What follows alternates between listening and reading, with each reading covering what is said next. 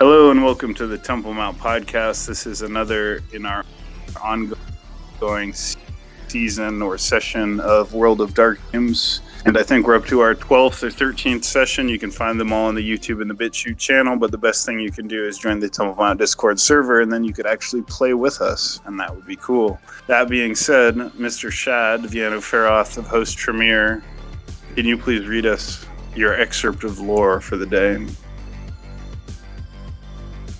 Woe to her who is rebellious and defiled, the oppressing city.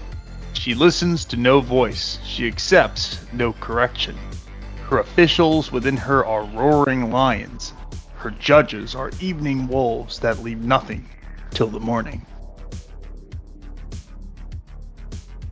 Fantastic. Now, can we have, Nash Westberg, why don't you tell us what happened in your last session? Westergate. Nash Westergate. Yeah. Westergaard, but yeah. So my character was introduced, and he was driving on a motorcycle in a thunderstorm, and it was, downpouring too. I came from the northern side, and I was in like a bleak urban meat processing plants were nearby. It smelt of burnt animals.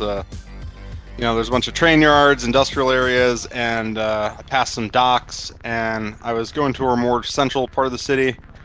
And then I heard a bunch of motorcycles behind me and, gave a little bit of chase, and I stopped and confronted them. And, they're all driving like Harleys. They're super loud, and they're all wearing motorcycle gang patches.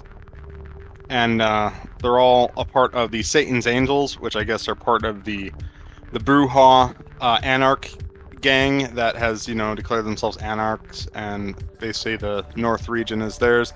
They tried to hustle me and make me, take my jacket and stuff, but they eventually just let me put it away.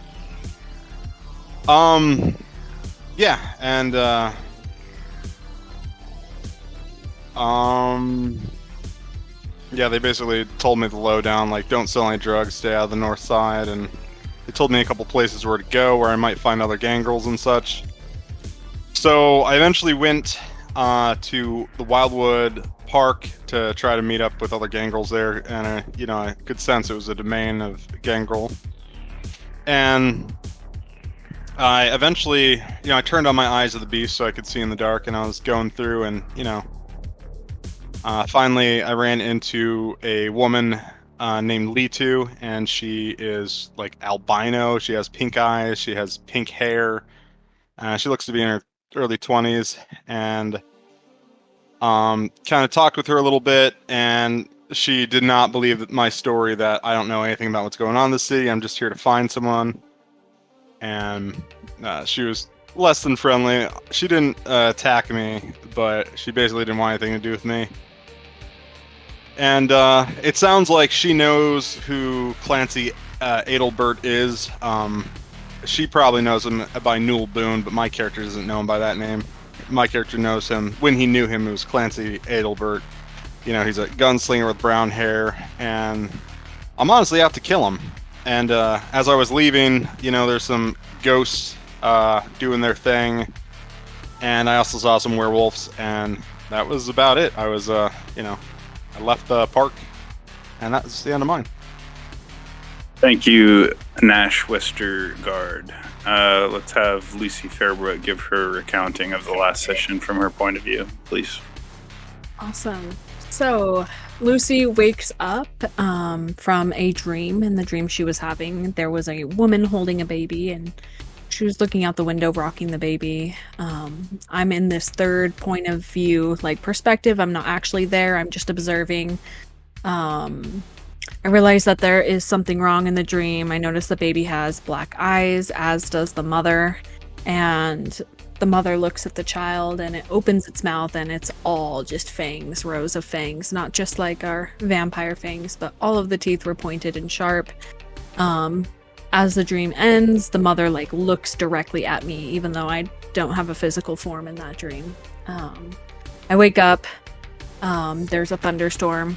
I'm just jolted awake from that, and I go and write down my dream in my dream journal that is on my nightstand. I go to check on Sid. He also had a weird dream, but I tell him,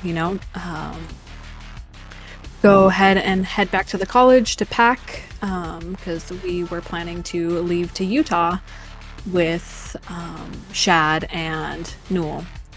And we all meet at Newell's hotel, and the desk clerk hands me a note that Newell left me, and it read, "Hey Lulu, it was my pleasure getting to know you these last few days, but my time is up and I feel it in my bones that it's time to move on.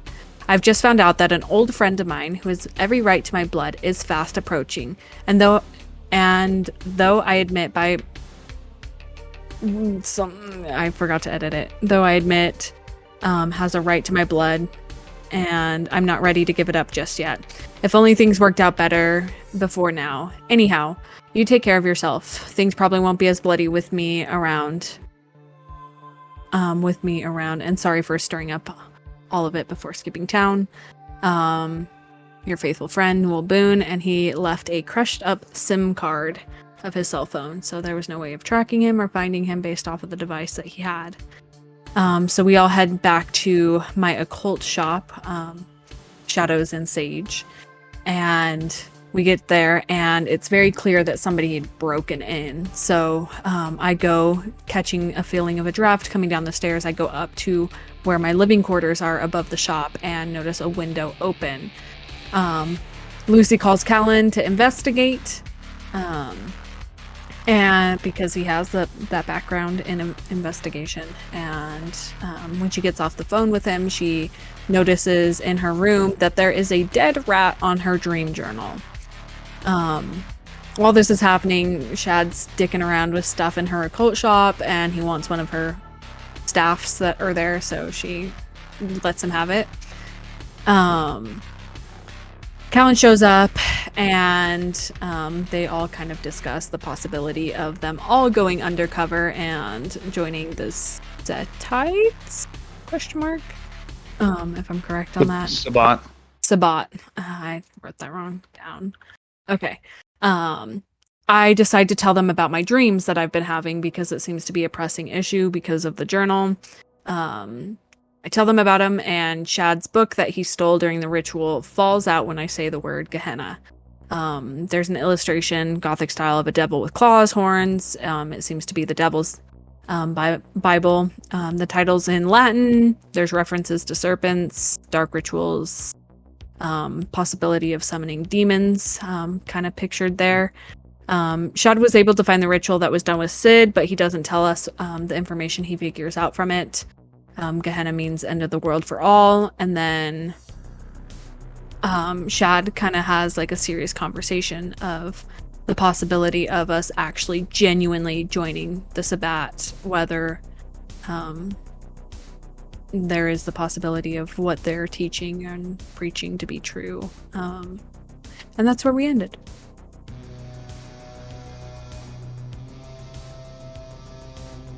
Thank you very much. So that leaves, Kaylin Clark. Kaylin Clark, can you give us a recap of your last session that you remember? Sure. I got a call to go meet up with Lucy, Shad, and Sid. I believe they had some concern about, I guess, a message seemingly that was left. It looked like when I got there that it was pretty apparent it was left by King Rat, seeing as a rat fell out of the book or whatever.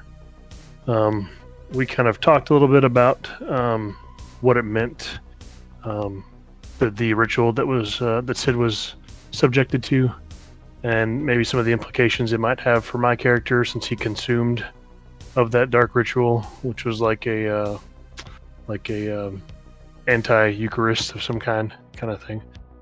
And I think that's kind of. I was a little late to the session. So I think that's basically where we ended up. I think we did talk about possibly speaking to the sheriff, maybe getting a green light on going to actually be undercover without keeping all the heat from the Camarilla.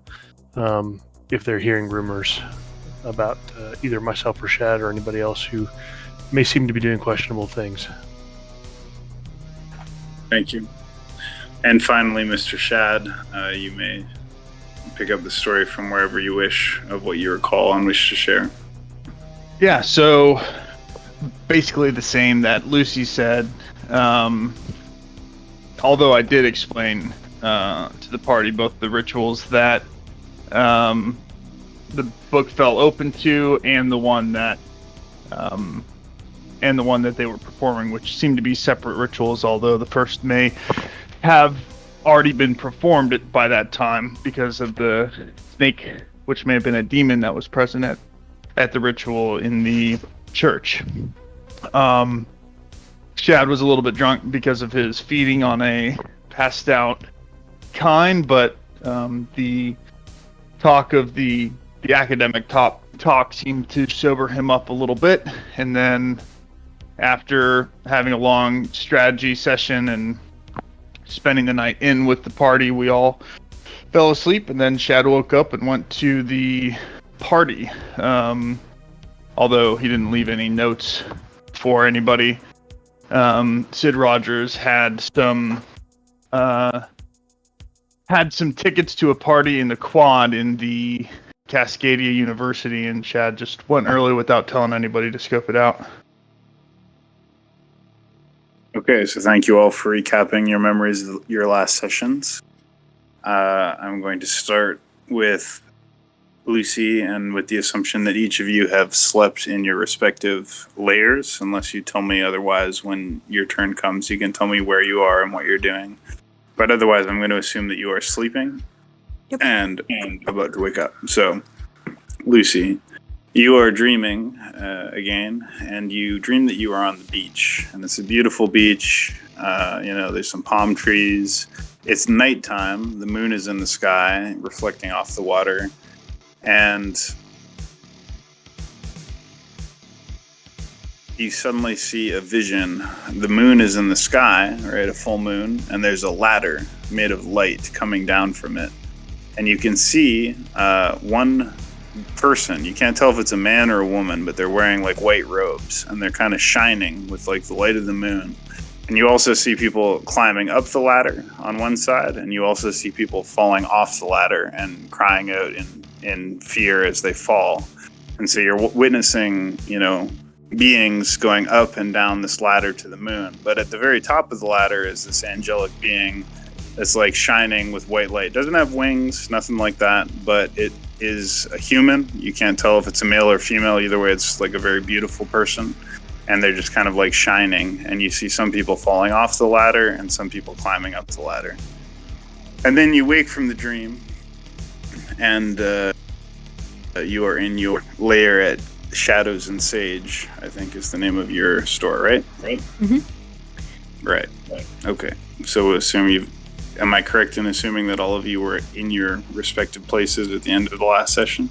Mm-hmm. I was in Lucy's shop. Yeah, Okay. but you left. But I left, yeah. I just hid my motorcycle because I have this, camo tarp, and then I literally slept underneath it with Earth Meld. All right, so Earth Meld is a discipline that allows Gangrel to sink into the earth and therefore escape the rays of the sun and basically sleep anywhere where they can sleep under the open sky by sinking into the earth. So Mr. Nash Westergaard sunk into the earth using his discipline of Protean beside his motorcycle. Nevertheless, Lucy, you wake in your chambers. I wake up from that dream kind of refreshed because it wasn't a dream that was necessarily dark in nature. I contemplate whether I should write it down or not, but given just the nature of my dreams the last couple nights, I do reach over and grab my journal, and I do write down this dream as well. I skip a couple pages over, so there's no dead rat juice on the page that I'm writing on, and I begin to write down this dream and the details as before it can fade from my memory. Once I finish, I tuck the pen between the pages and set it off to the side of my desk. I get up and make my bed because that's the kind of gal she is. And knowing that tonight is the night of that event that they were going to, she dresses up a little bit more appropriately for the event. She wears like a black mini skirt with a black crop top, and then a black trench coat to kind of hide the outfit from passerbys as she's going to be heading there. She heads down to the shop, double checking everything that is locked and secured, and seeing that her the gals that run her shop during the daytime when all the muggles are around, or the kind, right? The kind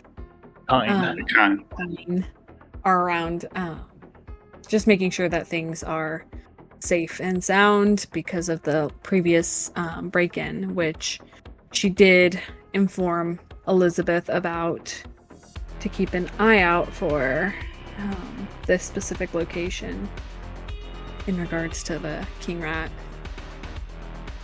So to be clear, you're heading towards the party at the Cascadia University? Yep. All right. So you walk out under the moonlight, which is now waning, but still large in the sky. From the previous full moon, it is Friday, and so Cascadia City is very active in all its different quarters and districts and precincts. And there are many people out on the street. Some of them are drinking out of bottles and brown paper bags. Others are lining up for prestigious high-class nightclubs. You walk past all of this in your black trench coat, ignoring the various, looks or catcalls that you may receive, and you are heading towards the Cascadia campus. You arrive at the borders of the Cascadia campus, and the quad, what they call the quad, is a section of green space in front of the collegiate. The collegiate looks like a castle. It's got towers and battlements, and it's like a private school. But in front of that is a nice green space with a big boulder that has like an inscription on it. And you can see that a series of small stages have been set up with one main stage. And there is indeed some kind of electronic show going on, and people are dancing and so forth in the green space. And there is like a line as well to join, and like a guy checking tickets. I go ahead and get in line, kind of looking around because Sid had said that he'd meet me here, but I don't see him. I pull out my phone to shoot him a text, just asking where he's at, while going online to purchase a ticket real quick because he has both of them, so that she has one. But you don't need to purchase a ticket, because the way it works is if you bought a ticket in advance, it was only $20, but if you arrive at the gate without a ticket, it is $60 to enter. So you can simply pay in cash. Okay, dope. So 3 green Canadian $20 bills into the hand of the security guard, and he allows you admission. And there's like a very new, cool form of electronic music playing that you've never heard before. It seems very different than any genre of music you've heard before, and you really like it. And it's like very digital and technical and electronic, but also it's like just more complex and detailed than you've heard before. And you find it quite, with your heightened senses of Auspex, you find the music very captivating. You also are aware of like a group of mostly young people, look like freshmen, sophomore, different, university students, relatively young crowd, partying, and you can easily tell by seeing their auras that a lot of them are on various psychedelic or entactogenic drugs, because you see like a whole mishmash of auras in the crowd, like all different colors and shades of auras. I go ahead and walk towards the crowd of dancing people and stay on the outskirts for a little bit as I'm standing and waiting to see if I can spot anybody that I do know in the crowd looking around. All right. Why don't we pause your story here for now and jump to Kaylin Clark. So Galen Clark, where are you right now? I'm at my domain right now. Which is what, like an apartment? Yeah, so it's basically the domain. It's pretty large itself, but I only use a section of it personally. But basically, it was like a skyrise, but in the skyrise, there was an unmarked flat. And that flat's probably about 2 to 3 of the stories in the elevator. But I think they're just, everybody else thinks they're just like utility, essentially. Gotcha. So you are also having a dream. And the dream that you're having, your character is a couple hundred years old, correct? Yeah, 860 something years old, yeah. And was involved in the Crusades? That's right, Third Crusades. Okay, well, my history is perhaps not as good as it needs to be, but let's just say you are having The 1100. Yeah. you are having flashbacks of the Crusades, and so you are dreaming about fighting Muslims in the Holy Land under the cross, you know, wielding your sword, the sweat of the horse, the panic of the fight, the blood spraying in the air as you fight against the forces of Saladin or whatever Muslim general was commanding the adversaries, and you wake up from that dream with like difficult to explain emotion, right? But as though like instead of hundreds of years ago, you feel like this just happened like yesterday, and it's all so like fresh, you know? But nevertheless, you wake up in your apartment. Callan wakes up and thinks to himself, bloody hell, I can't believe I'm reliving this as if I'm still there. And he thinks to himself, he's got some other wicked men in his company, in fact his herd even, who are made up of those that prey on others, predators of the sexual type and those who injure the innocent and harm their partners and things like that. And he goes to feed, which is fairly routine, and he's got a number of soundproof rooms, but these 3 men are all in the room, in one single room together, and he unlocks it and he lets himself in and locks the door behind himself, and he addresses them. He says, all right, you sorry lot, you've got another day to consider your actions in this life and make yourselves right with the Creator. For now, though, you'll once again be subject to the fear you place in others, though at my hands. You deserve nothing less after all. Don't fret, though, soon you'll meet your Maker and you can take up your pleas with him. I grow tired of your wicked company, and there are others like yourselves who prey on the weak and innocent that need the reform I offer. And he's going to feed 2 points of blood from each of them. He's going to leave some food for them, and then he's going to lock them back in their rooms. And when he does feed on them, though, since he has prey of the damned, they do feel terror and fear and things along those lines. All right, And so then, you go through the now familiar but nevertheless grotesque ritual of the agonizing feeding because of your curse or whatever you want to call it, of painful feeding. Nevertheless, you can add that many blood points to your blood pool, and you then seal your herd of kind back into their soundproof chambers. Right. And I do heal their wound, as I leave. I don't leave them just bleeding out or anything. But yeah, I'll seal their wounds back up and then lock them back in there and leave them to their thoughts and their hopefully repentant mindset or whatever it is before they ultimately perish. And I'll reach out to the other members that I've recently been in contact with and see if there's anything that I need to be present for. Whoever I might need to make contact with makes that make sense. You pick up your phone, and no sooner do you pick up your phone than it vibrates in your hand. And it actually strikes you as strange because you literally picked up the phone, and the very second that you picked it up, it vibrated, right, with a call. And you recognize the call is coming from David Wingate, the sheriff of the Cascadia City, the then true right-hand man of the prince. I'll answer. Hello, Sheriff. How can I help you this evening? He says, Mr. Clark, I will level with you, and I will not mince my words.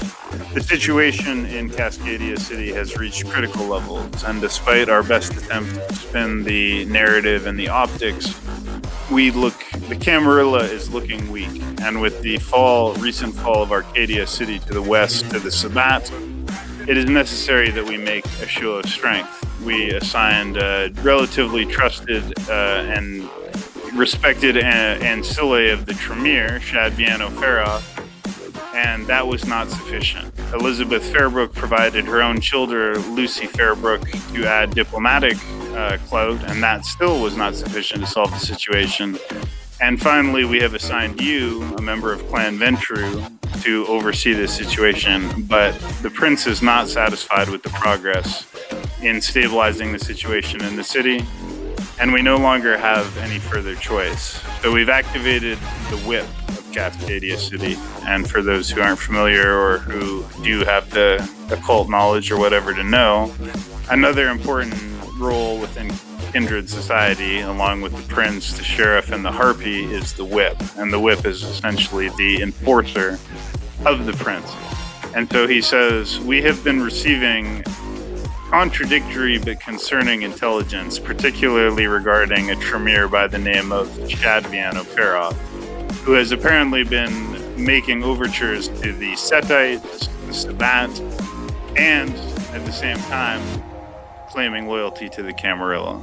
So I want you to know, as a fellow Ventru, David Wingate pauses, that you are to not in any way interfere. You are not in any way to interfere with the whip of Prince Govind Singh of Cascadia City.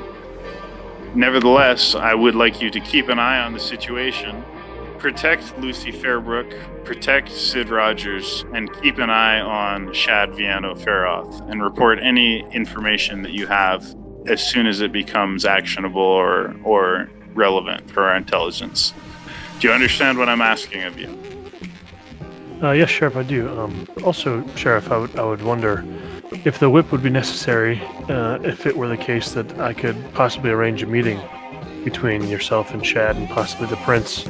I think there's some details we would like to share with you that may be relevant moving forward, and possibly restore some lost confidence with the prince and perhaps yourself as to exactly what might be going on. I do agree, though, there are a few things I'm not entirely sure of the motive behind, but I do believe in good faith that Shad is not genuinely seeking to leave the Camarilla whatsoever. There's a short pause, and then David Wingate says, I appreciate your insight and your analysis, and I expect regular updates and reports whenever it becomes relevant to do so. Nevertheless, if you require a meeting with me or Prince Govind Singh, you need to simply call, and we can arrange it. But for the time being, there are multiple issues at play in Cascadia City. The first is that the Bruja in the northern part of the city have declared themselves anarchs. Now, this is, from a political point of view, simultaneously embarrassing for us, but also not, from a strategic point of view, an actual threat. So we can easily wipe out these Bruja upstarts, but their gall and their tenacity or boldness in declaring themselves anarchs is only another egg on the face of Govind Singh. And at this point, he has reached his limit of patience. So at this point, we need to suppress the Anarch revolt in the north, and we need to exterminate any Sabbat presence in the city. Understood. And of the Setites, I'm sure you have some concerns with them as well that I would be more than eager to assess personally.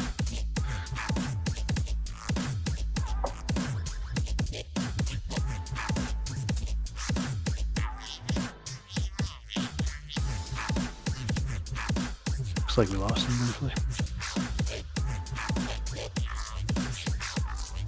He's gone. If you're talking, Shogun, we can't hear you. He's out of the chat. Oh, he's still in here for me. Yeah, I don't see him on my end. I'm here not. Yep, There you now are. you're back. Now you're back. Okay, sorry. So what the prince is telling you, or rather the sheriff, is that any Sabbat, any Anarch, is now open season, and you will be rewarded if you bring any of them in, dead or alive. At the same time, the sheriff wants you to protect Lucy Fairbrook and keep an eye on Shad Viano Farah. Understood. I can surely do that for you, and I'm sure that among some of those concerns of the Sabbat, you're aware that it seems the Setites are making moves as well. What of them? Because you know that I've got a vested interest in some specific members of the Sabbat that I need to deal with personally. If I've got license to do that and liberty as well, it may be something I'd take pleasure in. So the prince kind of pauses and says, certainly the Setites have been up to no good in Cascadia City and are making sinister and ominous maneuvers on many different fronts. Nevertheless, for reasons that I can't get into, it would be best if we could avoid outright conflict with the Setites. They may be a malignant, cancerous element in any society of kindred. Nevertheless, they have a strange way of making themselves even more of a problem when you try to address them. So try to keep a diplomatic posture with regards to the Setites, because we don't want to bring down their ire on Cascadia City at a time when we're already dealing with Anarchs and Sabbat. Understood. I will not seek them out. Should I be confronted, though, I will protect the others, certainly. He says, remember that you are a Ventru, and among the nobility of the kindred, it is both our burden and our duty and our privilege to be leaders. So remember that everyone in this city should respect you as an extension of the will of the sheriff and therefore the will of the prince. So do not hesitate to enforce your will on behalf of the Ventru and the Camarilla. Because our clan's honor is always at stake. Very good. And to mention it again, Sheriff, there are a few leads that we are attempting to track down that are requiring us to have a bit of a guise and a cover. And if you hear some things that may be rumors or concerning, you can always contact me yourself, and I will set the story straight or inform you the reasons why. He says, I understand, and you are to consider yourself my eyes, ears, and mouth in any further dealings that you have. However, I suggest strongly that you stay in a group as a pack, as a team, because the current knights of Cascadia City are extremely dangerous, and there are many moving pieces, and there's always strength in numbers. I expect you to be our ears on the ground and keep us informed of everything that has come to pass with regards to you, Lucy Fairbrook, Shad Vienna Ferath, and the changeling Sid Rogers. And then the phone hangs up without any goodbye. Very good. I'll reach out to the others by text, to group text, and see if there's a place that they'd like me to meet them, to be sure that I'm kind of abiding in what the sheriff's asking. So sorry, you're calling all of them, all the different people? I'm just going to send a group text out to each of them, kind of thing, and see if I'm needed somewhere, or try to figure out where they're at so I can get to where they're at and maybe stay as a group like recommended. I feel my phone buzz in my pocket, and I respond with just a dropped pin of where I'm at, and it just says like, at the party Sid wanted to go to, he hasn't shown up yet. Got it. I'll gather my things and lock up my flat, and then I'll head that way. I'll walk.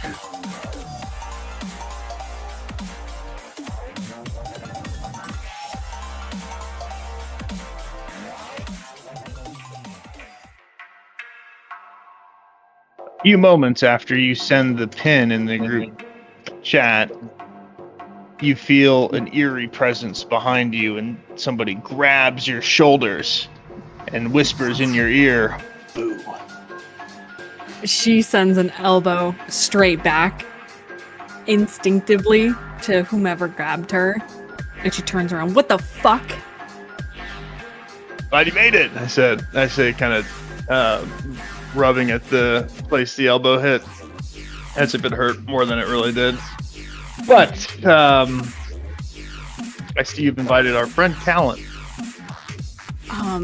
Yeah, I have. I think I'd feel far more comfortable if he was here. Kind of gives him like a tight smile. He seems very strong, but he is the eyes and the ears of not just the prince, but also the Ventrue, largely. Don't you have a strained relationship with them as a clan? What have the Ventrue done for the Toreador in the city except hold them down? She just kind of shakes her head at him. Well, far be it for me to counsel others on their maneuvers within the Camarilla, but I'm not so sure that David can be trusted, even if Callan can.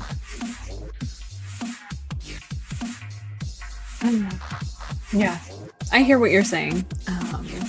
I'll keep my options open. Well, are you enjoying the music? I say as I it- point to the kind of set up in the middle of the quad, which are the Children of Ecstasy, and who is the other group, Shogun? The virtual adepts. So the virtual adepts are the ones operating the electronic systems and the music and the lights, all the technology. The Children of Ecstasy are the ones providing the dancers, the fire spinners, and the drug dealers. It's interesting music. I haven't heard anything quite like it before. It definitely tickles a part of my brain that hasn't been before. It's not bad. Sounds like a lot of noise to me. These folks wouldn't know what harmony was if it jumped up and bit them in the neck. So Kaylin Clark arrives shortly, and it's both Lucy Fairbrook and Shad Vienna Faroth at the event. Shad, Lucy, good to see you again. Yeah, thanks for joining us. I haven't seen Sid yet.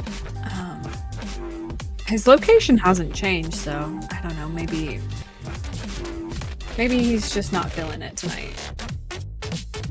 Perhaps he's sleeping off the past couple days' events. It's been perhaps overwhelming for the young man. It's possible. He's probably just engaging with his art. We've ripped him away from it quite a few times over the last week.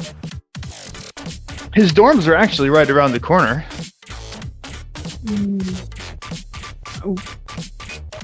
I don't So, think we should disturb him. I think we should jump briefly at least to Nash Westergate.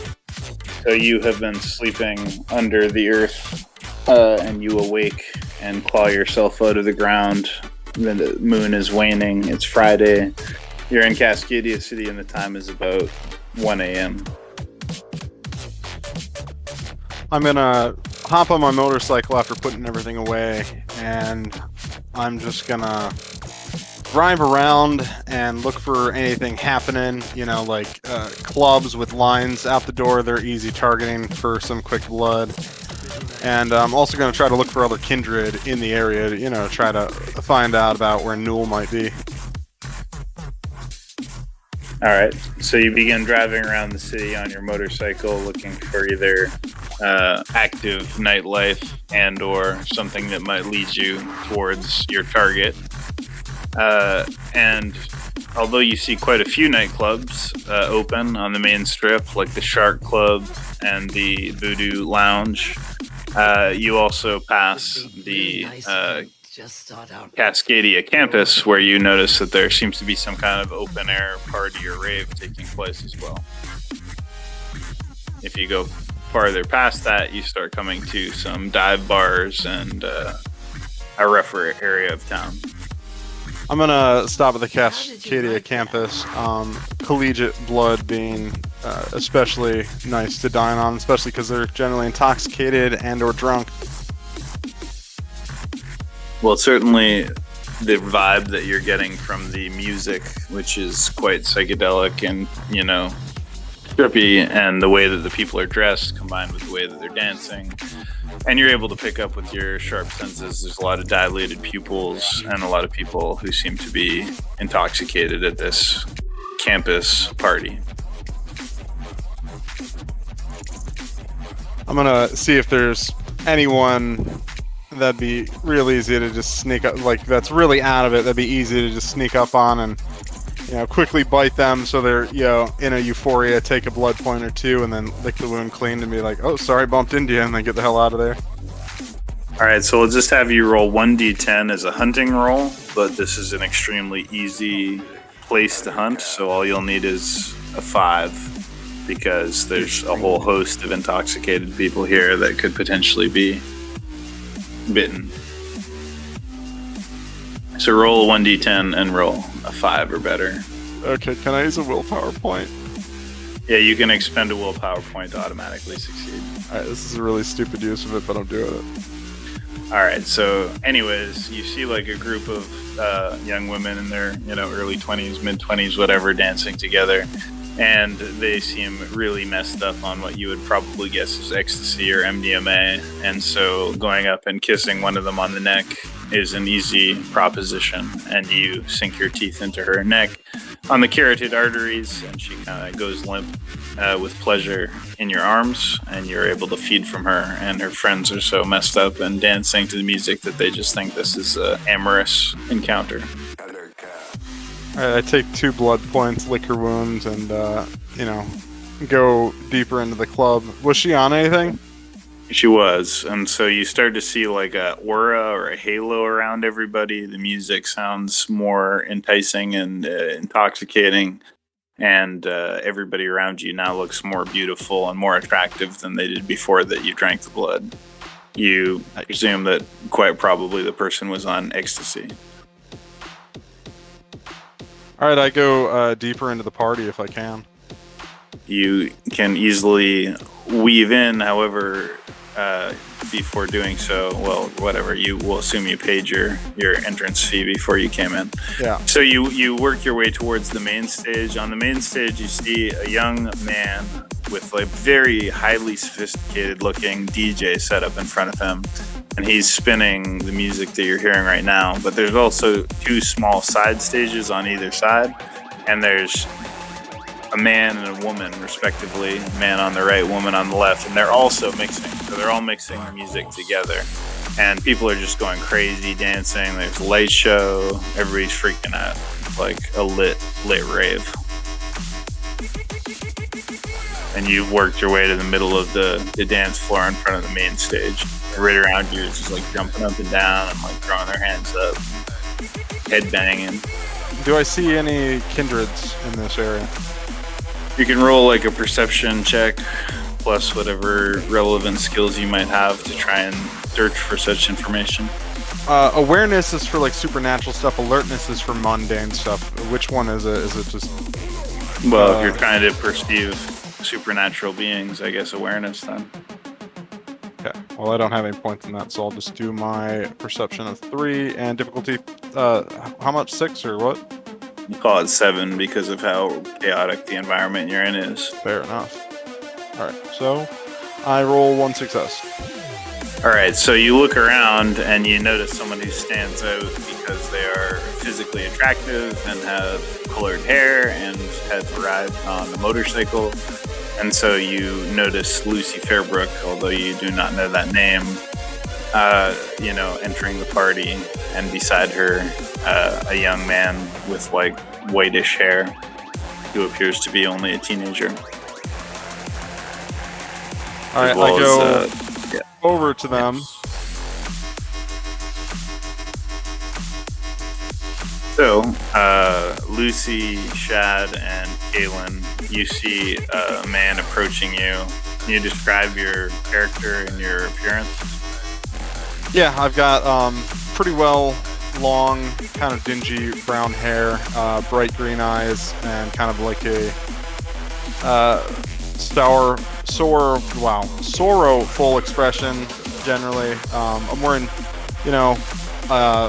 a biker vest and, the chaps and everything. I have taken off the patch for the Sons of the All High, though. That's not on my vest. Everything else is, that I could get entry into any place because there's no colors or clan icons of any type on there.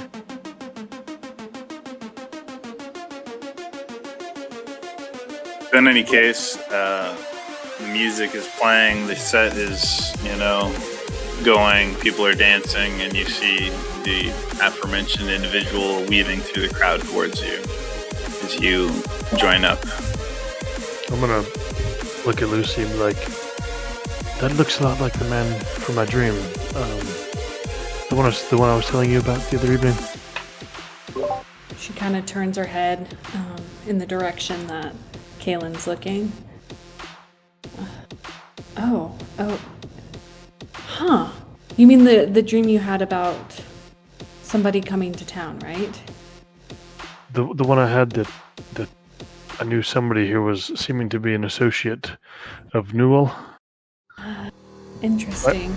I didn't know his name though, but the man looks quite similar. Longer hair, but very similar in the face. Huh.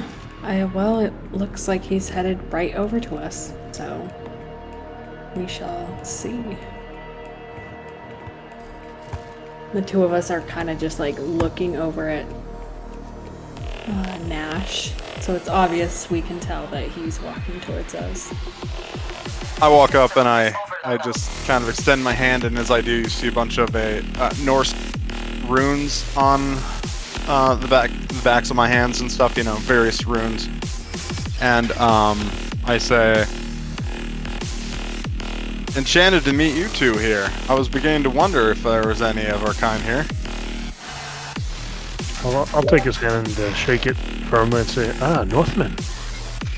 I kind of get spun over to Callan, even though I was clearly trying to shake Lucy's hand. And I shake his hand, though, and I smile and kind of like nod at him. What brings you all this way, Northman? Oh, I was just in the area, looking for a drink. You know how that goes. And have you found one? I did, but, there's always room for more. Wonderful. This is Lucy. I'm Callan Clark. Pleasure to meet you. The seemingly young man over there is Shad. I flick over and I give a quick nod and then continue looking through the dark lights and shadows of the party for different faces that they can make out.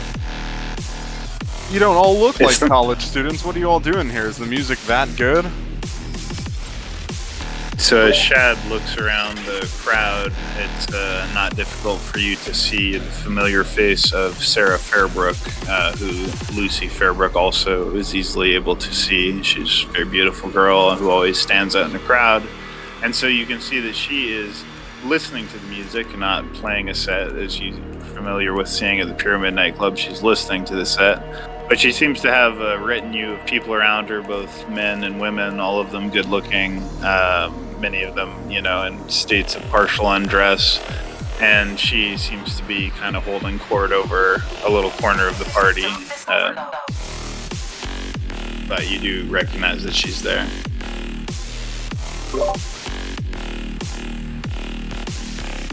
And is this Shad noticing it? Yeah, he sees you looking in that direction, follows your gaze, and you see the very obviously sort of set apart group of people that are in the retinue of Sarah Fairbrook, kind of hanging on to her on the left and the right and sitting around at her feet as well. She's kind of like very clearly presiding over pictures of people. To answer your question, she says to Nash, no, we are not college students. And she kind of turns and walks towards her sister. I'll say, we find this a good place like yourself to drink and hear information, gather rumors, monitor the general attitude of the city, and potentially pick up on things that shouldn't be happening. I'm kind of doing that myself, trying to gather rumors. You know how that goes. I'll ask, and what clan are you with? Isn't it obvious? Hmm. No, well, there's like a wolfish scent and look to him. So I just wouldn't want to presume. I figured it'd be polite to ask. I slap him on the back and be like, "You are a polite one." And I turn to look at Lucy and Sarah. Well, Lucy has been making her way through the crowd towards Sarah as you're having this interaction with Kaylin. in any way, in any regard, Sarah greets Lucy with a familiar, friendly smile and says, my sister, so glad you could make it. What do you think of the virtual adept set? And if someone wants to put on some more music, that'd be cool. Lucy smiles politely at her sister. It's definitely some interesting music. I haven't heard anything like this before. Yeah, I didn't think I'd see you here, but I guess I shouldn't be surprised. She kind of just looks at the people that are flocked around Sarah. That's right. And so I'm going to put on some more music. There was like Anybody 5 else into hours you? of music on the bot. Where'd it go? I don't know. You going to put some more Whatever. on? A lot of times bots time out after 45 minutes an hour if you're not Patreon. Hold on a second.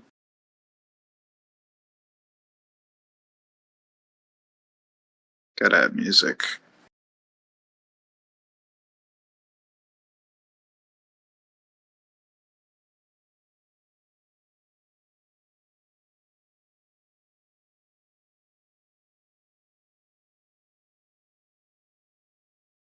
Oh, While you're doing that, I'm going to ask, before he runs off, I'm going to ask Nash. So, Nash, you're new to town. Are you in good standing with the Camarilla, or maintaining the masquerade, even? Oh yeah. Yeah, I'm real good at all that. Yeah, the Caramella and the Masker. Yeah, I'm top tier. I see. Excellent. Okay, well then. I'll kind of sigh and mutter to myself that he said Caramella.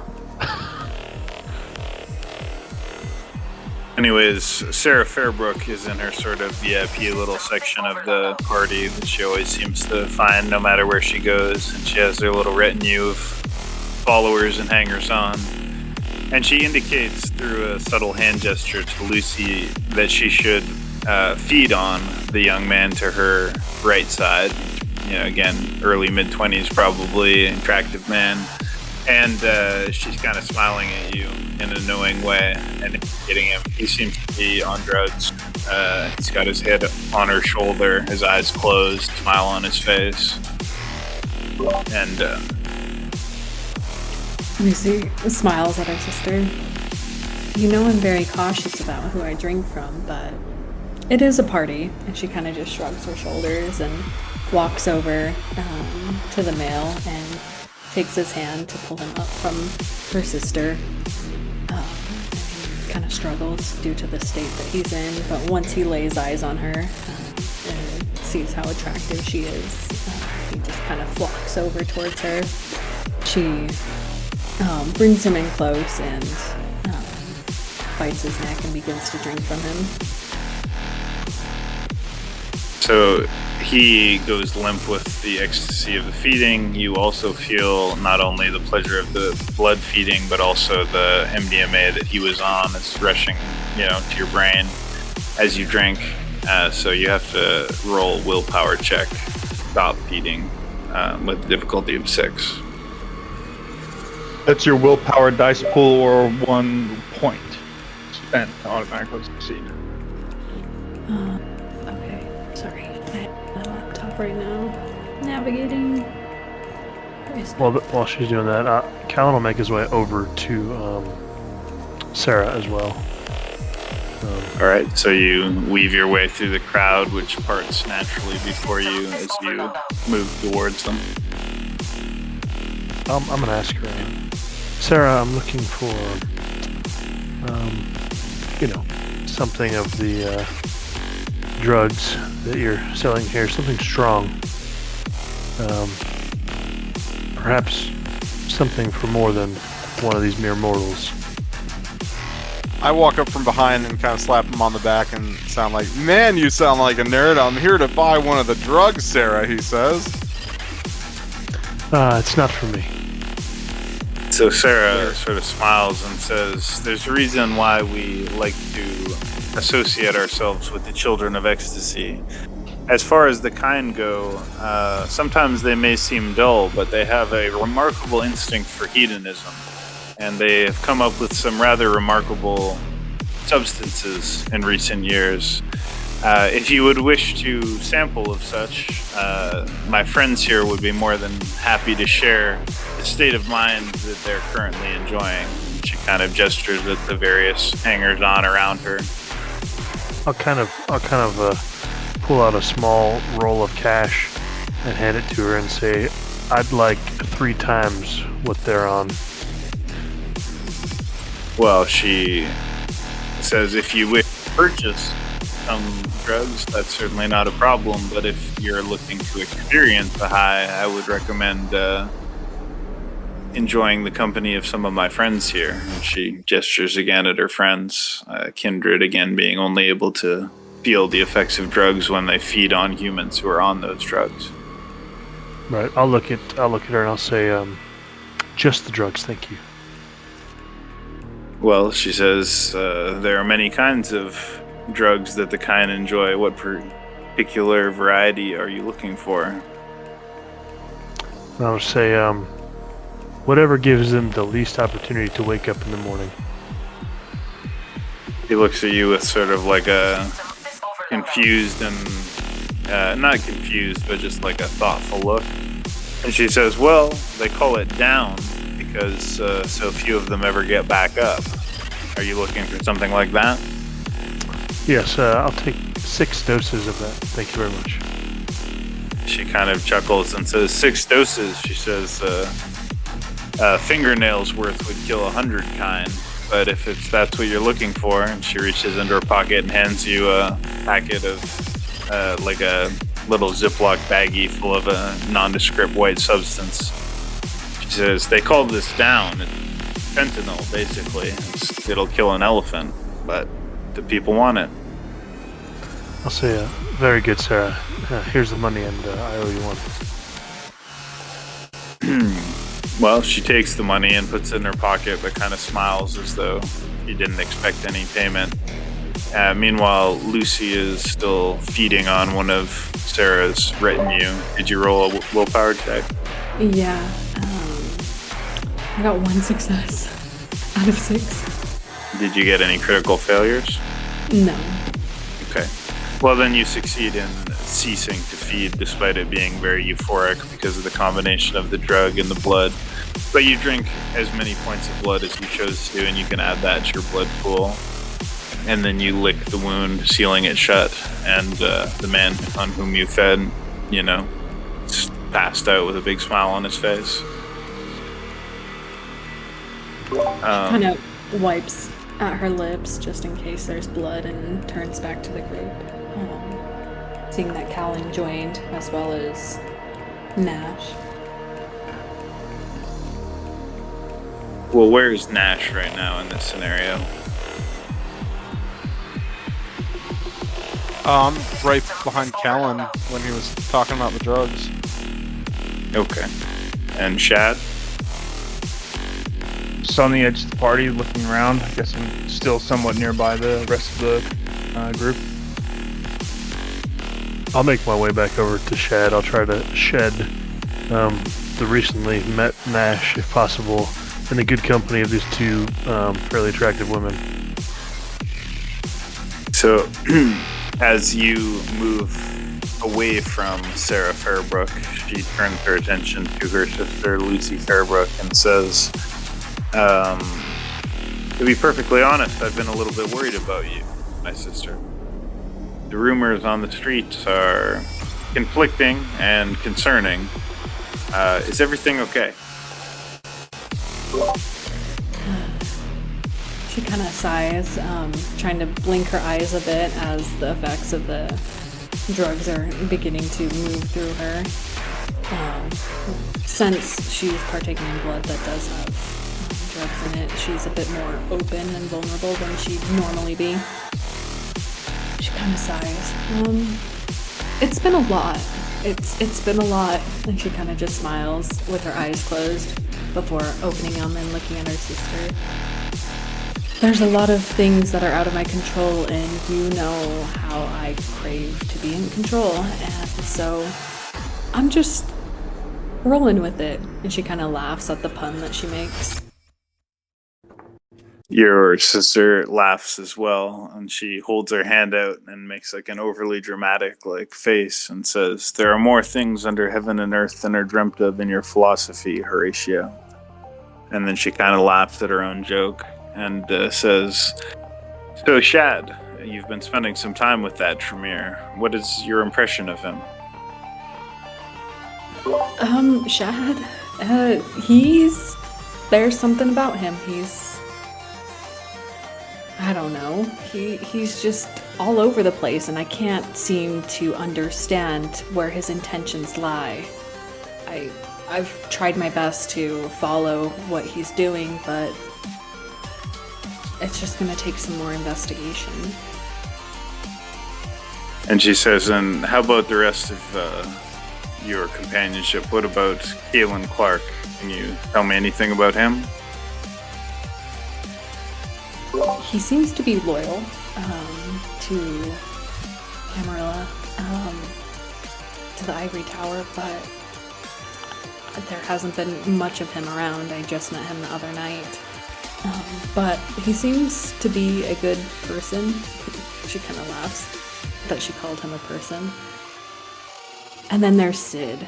That kid is crazy. He just is all over the place. Did you know that he has ears? And she kind of like holds her hands up above her head, like bunny ears. And she just starts laughing at herself. Sarah smiles and says, "I've heard some strange tales about Sid Rogers, and I'm not sure what to make of it all, but Elizabeth seems to think he's important, and his vitae in particular is important. So we'll keep an eye on him," she says. 1 second, I wrote over what to say.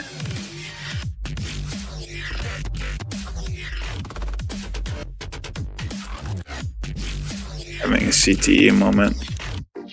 Nash is trying to listen in as best he can. Yes. She tells you, "The one thing I want to warn you about is that the intelligence I'm receiving, the rumors around the Camarilla, is that the Prince Govind Singh is letting slip his whip. And just like one doesn't draw a blade without intending to draw blood, the whip has never been activated without claiming a kindred life. So, we're not sure what or who his target is, but we make sure it isn't you, and just be on your toes." As Sarah tells her that, she can kind of feel a stillness kind of go through her body. She hadn't been around since the last time the whip was used, and she's heard stories, so she's just like frozen for a moment. Her brain going 100 miles per hour as she's thinking of all the times she's fucked up the last couple of weeks. She kind of just looks at Sarah. "Okay, all right, yeah, I will keep my eyes peeled, and I will stay safe."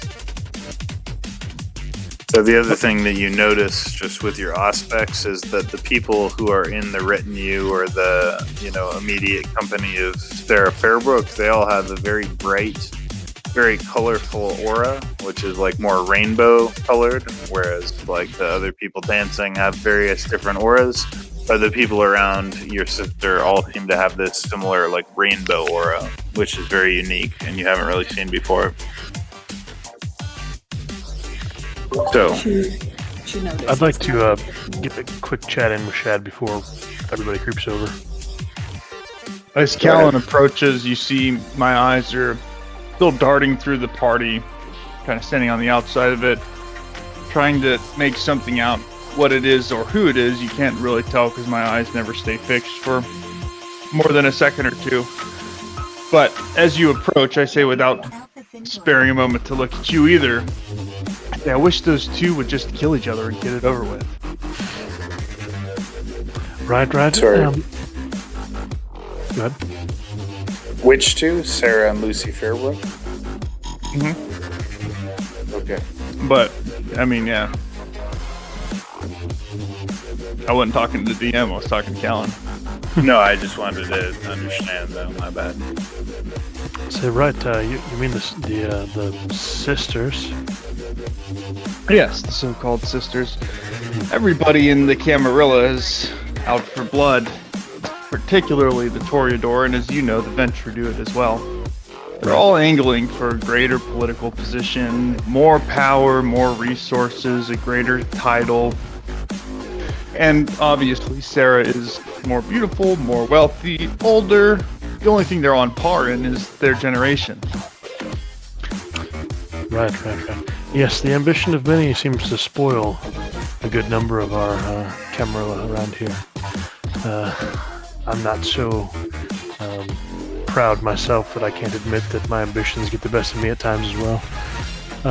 I'd like to share with you a little bit about what the sheriff said to me recently in the conversation I've had. Oh, David, I say it with a near snarl. That's right, David, and words from the prince. I'd like to share with you, it may be a good time to maybe shed some light on your intentions, because they are releasing the whip, and they seem to be concerned about you. The sheriff would agree to have a bit of a meeting if you'd like to engage, and maybe we could let them know some of our plans, maybe not everything that you've got in store. I know you keep your cards close to your chest. Well, if the whip is after me, it wouldn't make much sense for me to walk into David and Goman Singh's arms, would it? No, feel free to have your meeting, but I don't think I'll participate. I have assured them that I've got confidence that you're loyal, and they don't seem to question my word whatsoever. So, you can consider it. Well, that's good, but given your age, I wouldn't assume that you're so naive or believe me to be so. You know how these things work. Traps on traps, plots on plots. I'm sure David is looking at the prince's throne with hunger and lust. And the prince, of course, is also aware, and as it has been for thousands of years now.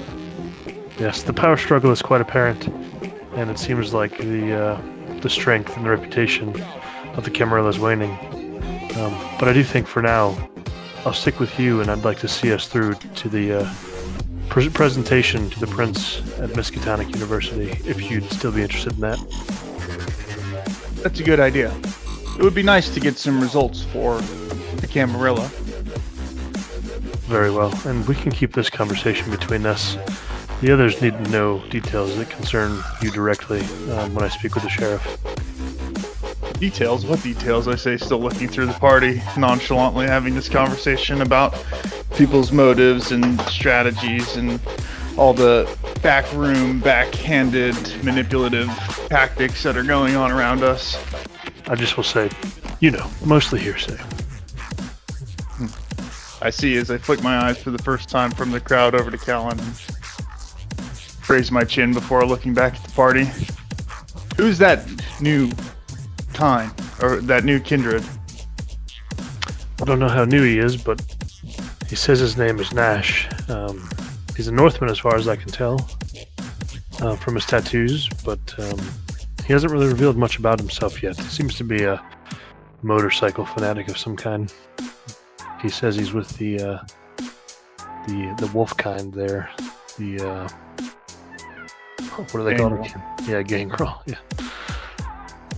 Well, so far the Gangrel have been nothing but betrayers and carpet pullers, but I suspect he's not what he purports to be.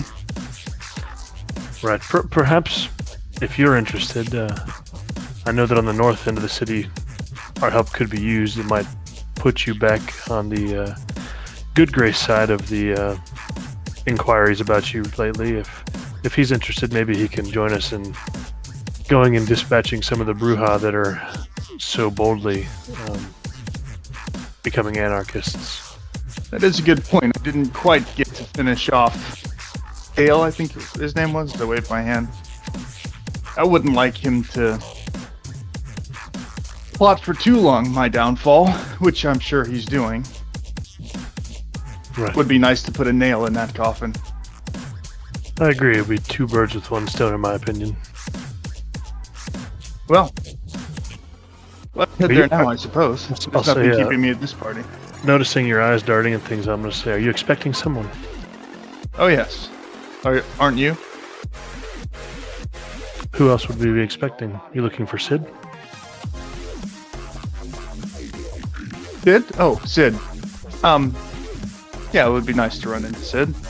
I say, and my eyes stop darting around the party, and I say, should we take the others with us? Sure. Let's see if they'd be interested in joining. Let's see if Nash would be interested in having a tour of the north side of the city, meeting its inhabitants. Mm-hmm. He said he was thirsty. I'm sure he could find a drink that wouldn't be in front of so many eyes there. I'll call Nash over. Nash. I walk over. I'm still kind of like looking around. I'm a little bit dazed from the Molly I'm on. Hey, Nash, how Nash, friend. Yeah. You know, if you want Lucy, the quickest way to her is through her jealousy. Don't you see her sister there?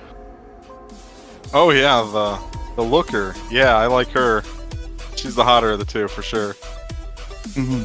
But I'm sure this is something you've already realized. What are you getting at exactly? Nothing. So, tell us again, why are you in town?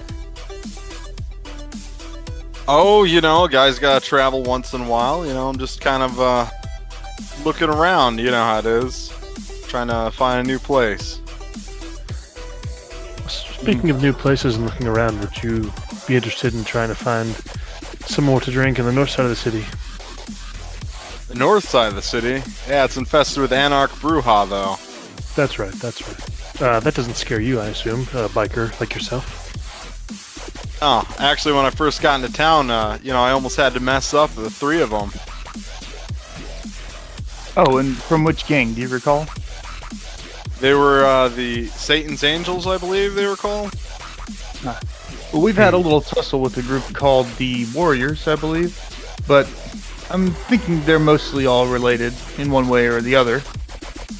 So, we plan to go there and kill some of them. Oh, I'm in. Let's go. Excellent. Good chap. I kind of size up both of you. Shad, I don't think much of. He looks young and he looks thin. Callan, what do you look like again? Slightly larger than average in height. Fairly noticeably more muscular than most.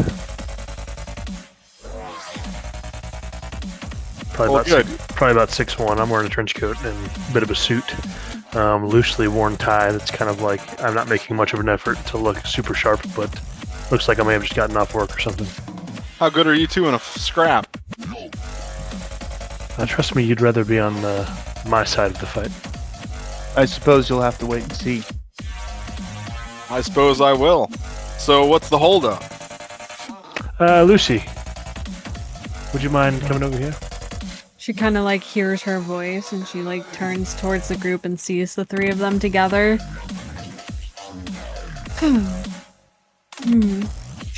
Walks over.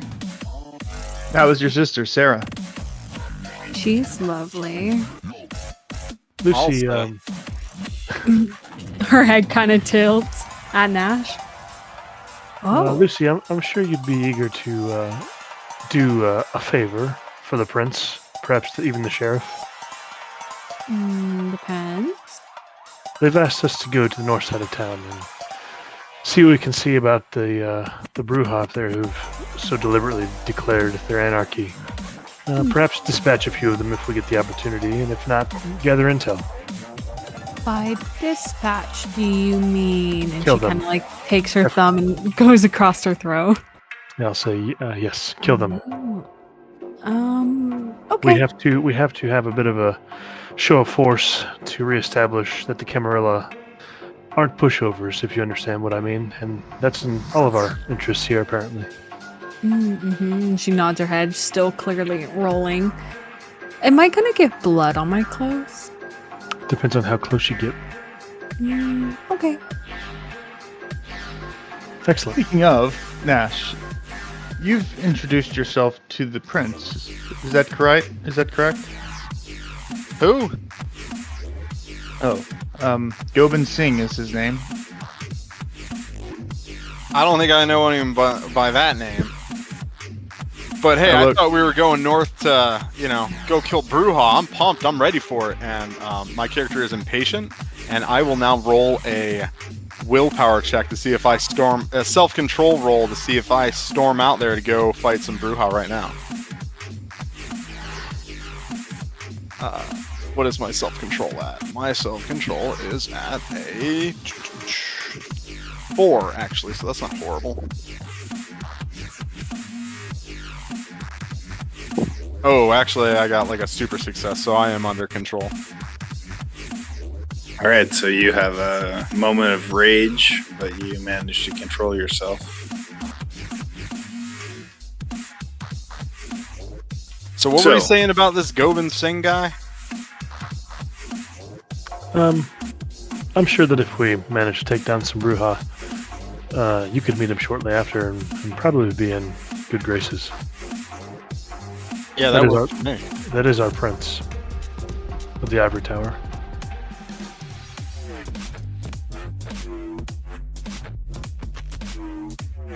Well, it seems as though Nash is eager to get started. Shad, are you ready? Yes, I'm ready. By the way, the prince's whip is out, seeking to likely execute renegades, trouble starters, and folks breaking the masquerade. It is proper etiquette to introduce yourself, but I suppose it would be better if we turned up with a present in hand, namely the head of Dale or some other high-ranking anarch. I think the whip's coming for you. She kind of smiles and makes a whipping motion with her hand. I'll say we'll do what we can to avoid that. Also, Shad, didn't Sarah have some books of yours or something? Was that important? Oh no, I've retrieved them. Very good, very good. Well, let's be off if y'all are ready. Yeah, let's go. So I'm already running. Do I need to call a car? She watches Nash run off. I have my bike. I think he's got a bike too, and she points to Nash as she sees him. You hear a bike rev up. Mm-hmm. I mean, I could take one of you on the back of mine. Maybe he can get somebody on the back of his. And she starts walking over to her bike. If that's the plan, I'll ride with Lucy. I prefer not to be behind our new friend. Okay, How long are you Shad, guys you're with taking? Nash. The Shad goes nuts to butt with Nash. Hey, at least Shad is like skinny and he's like twinkish, so All right, so shall we pause the game here? What do you guys think? Think you playing? No, we gotta get a combat session in again. Yeah, we've only been playing for like what? An hour. An hour? Yeah. All right. Okay, so Kalen jumps on the back of Lucy Fairbrook's motorcycle and puts his hands on her waist, and Shad does the same with Nash Westergaard. And you take off in the direction of the North End, which you know is been claimed by the Bruja, who until recently were Camarilla, but have declared themselves anarchs. In other words, throwing off all responsibility to any form of law or government in the Kindred Society. On your relatively fast motorcycles, it only takes you approximately 15 minutes to cross into the area known as the North End. There's a big building and a bridge, and as you cross the bridge, on the roof of the building it says "People, Not Profits," and that is the indicator that you have crossed into the North End, which is the territory claimed by the Bruja. How did you write that? So, go ahead. Oh, I was just gonna say she gets off her bike. Eh? Gets off her bike. Yeah, I don't know if we're there yet. Just keep going. Ignore me. Well, you've crossed into the north end, right? You've just crossed the boundary point that marks the entry to the north end, which is this bridge and this building that says people, not profits. But now you're in the north end, and it's very easy to see the dilapidations. It's clearly a low-income, less desirable part of the city. There's a series of train tracks and train yards that separate it from the rest of the city. And this is clearly the wrong end of town. Just gang graffiti all over the place. People passed out, garbage in the streets. I'll say it seems like we're definitely in the right place. She nods her head. I was here last time with Sid, and I think I know a spot where we can find some of them. Very good. Let's Down inform at the the others. docks. Let's inform the others, and let's make haste. We don't want to be here longer than we have to, and we don't want to attract too much attention. But we would like to maybe deal with a small number, if possible. Okay. She pulls her bike up next to Nash's and looks at Shad. I heard you say something. Do you know a different spot than I do? Well, the last time we were here and ran into the Anarchs was at the docks, and so perhaps that would be a reasonable place to start now. Unless you know something more. No, that sounds fine. I wasn't with you that time. You were off doing crazy things. Yeah, they got on my tail after I passed the docks last night. Alright, let's go there. And she starts off on her bike.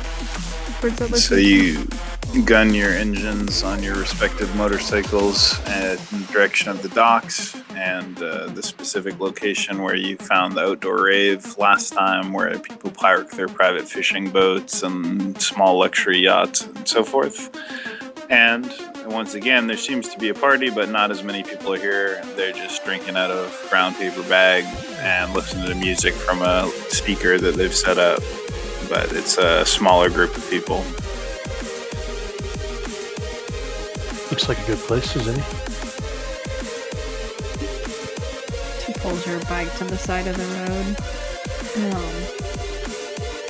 motioning Callan to get off, Yeah, I get off. and I get off as well. Are we Looking over. are we close to this group? Yeah, you are. You've parked your bikes about 15, 16 feet away from the people who are dancing, shuffling, drinking, listening to this music. It's like a small dockside party of some kind. Are there any bikers here? There are not, however, after only a moment or two, you hear the sound of motorcycles approaching, and three people on motorcycles in a triangular formation with one person in the lead and one person on the left and right approach from the main street. Is it the Towards lead guy you. with the black beard and mustache from yesterday, or a different one? You do not recognize these people as the same people that you saw yesterday. These appear to be different people.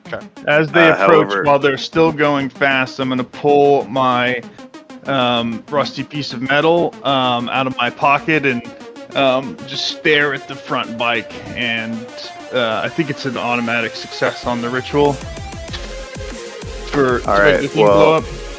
His Should we roll already initiative or loud something? Harley Davidson motorcycle, which is like rumbling, and then goes pow. It sounds like a gunshot, and like some kind of smoke shoots out of the side of the fucking motorcycle, and the guy's motorcycle veers recklessly to the side. He manages to kind of like catch it and park his motorcycle on the side of the street, but it breaks down. The other two pull to a stop to kind of like stop and like help their friend out. I'm using a couple blood points to boost my stats, and I don't know if there's anything noticeable while that happens, but I look at the others and I say, are you guys ready for a fight? I'll look out to the, yeah. the bikers who just stopped, and I'll say, have you not got very many good Anarch mechanics out here? So anyways, you can see now that they've parked that these guys have the patch of the Cascadia Warriors on their on them, which is like a face It's like a two-face. Like half of it is like a normal face, and the other half is like a skeleton or a skull. And that's like what their patch is. And anyways, they're called the Cascadia Warriors. They're a biker gang. And they pulled to a stop to check on their friend who is okay. He gets off his bike, and they both do the same and look at you guys on your bikes and start approaching you on foot. I'll mention to the others that I believe when we met with Jessica in the club, and I mentioned the Cascadia Warriors that I saw at the time, she said they were not with them, so we can presume they're probably not Setites. So in any case, they're strolling. No, the Warriors are Bruja that we've already run into, and Dale was with them. Dale was like the supposed leader of the Anarch Bruja biker gang, the Warriors, but it's unclear whether these are kindred or kind. In any case, there are three of them approaching you. They all have the same kind of like heavy set build, thick forearms, hairy forearms. They kind of look like they take steroids because they are all quite burly and muscular. All of them have beards. All of them are wearing bandanas tied around their heads. All of them are wearing leather vests with the Cascadia Warriors patch on the front, and they're strolling towards you. And they're only about 10 feet away now. Well, I take a stance kind of at the back of the party to have some distance, but I call out to them and say, "Hey, where's your friend Dale?" So anyways, the guys on the left and the right of the leader both reach into their waists and pull out pistols. They look like Glocks, as far as you can tell, just standard issue Glocks. And they keep them pointed down towards the ground, but they're holding them in their hands as they approach you. And the third guy, the guy in the front, reaches into both of his pockets and pulls out two knives, and he's holding a knife in both hands. And he says, "I thought we told you the North End belongs to the Bruja. You send more Camarilla lapdogs in here. We told you to tell them to stay the fuck out. Apparently you don't know how to listen. Apparently you need to be taught a lesson. Apparently you need to be reminded that this territory belongs to us." So go ahead and roll initiative. Everybody can roll initiative. I think it's 1d10 plus your wits and dexterity or something like that. That's it. That's the roll. So I'm going to roll 3d10. Each one is going to represent one of the three bikers who are You said attacking. 1d10 plus wits and what else? Dexterity. Wits and dex. Slash dice roll. Oh, we're just doing it 1d10 plus the other stuff? Yep. Yep. That's Okay, my I tried to understanding, do yeah. a pool. Yeah, makes sense. Oh no!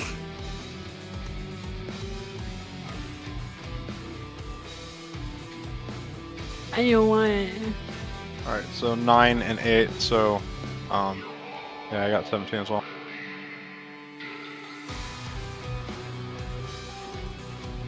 Alright, one sec. Dice rolls, difficulty, whatever, 7, I guess. Oh, I rolled it And- wrong one. My bad. Let's see, I don't even want to use it. Got that cat. Yeah. Yeah. Thought we were rolling like. Okay, multiple. D10. Count 3. Hmm. And we're going to assume that these guys all have 3 dexterity and 3 wits. Oh yeah, there's the dice initiative thing. Yeah, count. Yeah, that's what I did initially, and then you guys didn't do it, and then I got confused, so I deleted mine. Mine was a 9 to begin with.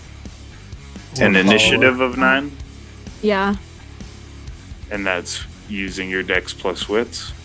Yeah. Okay, wait. So if I'm saying that each of these guys has a dexterity and a wits of 3, that means the highest one is 14? Yep. So that means that Nash Westergaard will go first, as far as I can tell. Nash got a 17. I also got a 17. I got a 9. alright. I got a 12. Great. So we're gonna say that Nash goes first, then Shad. Why don't you just play them as a group? I don't know. Play however you want. It might take longer though. Well, Might be more regardless, you guys rolled higher on initiative, so you get to go first. So first will be Nash, and then will be Shad.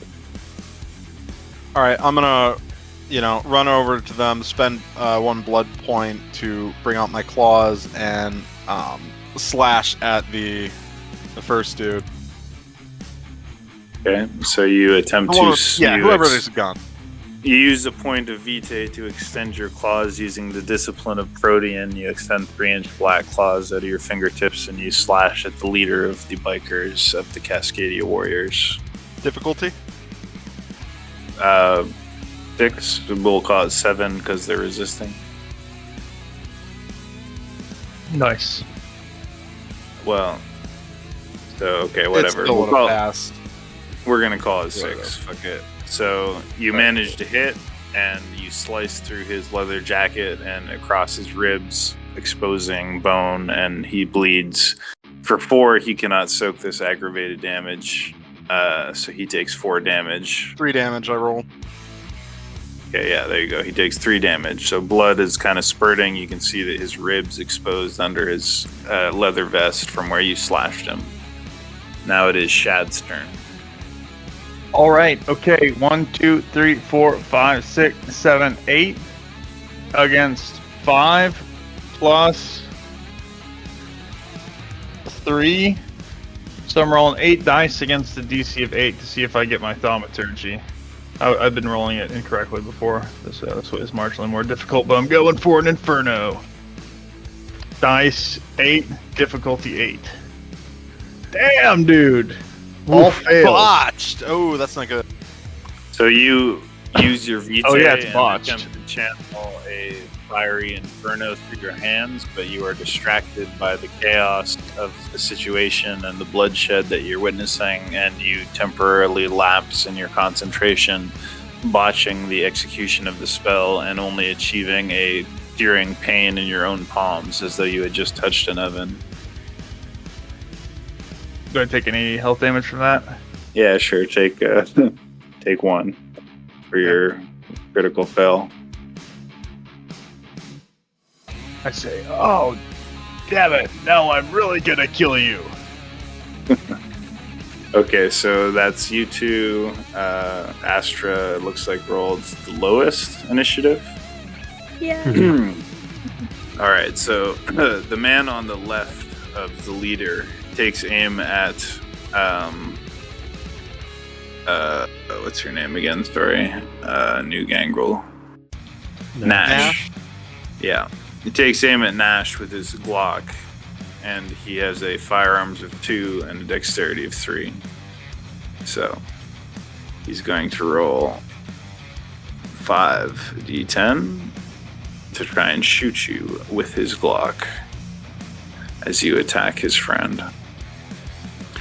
So he successfully hits you once. The bullet hits you in the lower abdomen, just above I'm gonna your try to right soak. hip. I get 1 success on the soak. All right, so you manage to That soak. makes 1 less damage. Right. So do you guys know how? Do I have to roll damage, or do we just do like? Well, technically, yeah, if you wanted to get in depth, you'd roll damage. So you said it was a regular Glock? Yeah. That's 4 damage. So you'd roll 4 dice with a difficulty of 6 and see how many damage you do. Okay. And, Thank you. And if you didn't target if you targeted my head, it would have been a higher difficulty to roll. So you No. you hit me for actually well you can't no yeah, damage. nothing. Yeah. Yeah, I so soak you all that manage, damage. it hits you in the lower hip, but you manage to soak the damage. It does no effective harm to you. Now, the person on the other side of the leader takes aim at Shad and fires at him. He will have a firearms rating of 3 and a dexterity of 2, and so he will also have a dice pool of 5, attempting to shoot Shad with his Glock. And what's the soak? Again, you get to roll your full stamina So pool. he hits you, and he hits you center mass. He hits you center mass in the chest between your sternum. I got So 3 successes. So when he deals damage, he also gets everything else that on top of the regular success plus the 4 if he's using a handgun. If that makes sense. I don't get it. So wait, you're and- saying I roll 4 damage for the block? Yeah, plus everything that succeeded past the first success on the attack roll. So like you're rewarded for accuracy, if you know what I mean. On combat, so supposed he to be had 4 quick. successes, so you're saying it would be a count of 7. Yes. And All then right. whatever that is, you Shad- minus 3 from that. I can only roll 5 at a time. So the first 5 in Well, terms of do damage. slash dice roll. Yeah, you're using slash roll. Use slash dice roll. Yeah, no, I just don't want to adjust to the new meta, whatever. Hold on. Better. So 2 more. Sides, D10, count, 2. Alright, so 9 cancels out the 1, the 6, 5, 2 all fail. The 10 will be worth 2 damage. So Shad, you take 2 damage. Okay. But And you- soak them. But you soaked it. So both I of you soaked are all of it? shot. You're shot center mass, and Newell is shot just above the hip, but both of you soak the damage with your undead physiology. Now, finally, the man in front, the leader of the group who's holding a knife in both hands, is going to use a melee attack against Newell, who just sliced him. We're going to say Newell's he not has... Nash. So it's dice rolls, right? Yeah, hold on. Dice rolls. Okay, so we're going to say he has dexterity of 3 and melee of 3.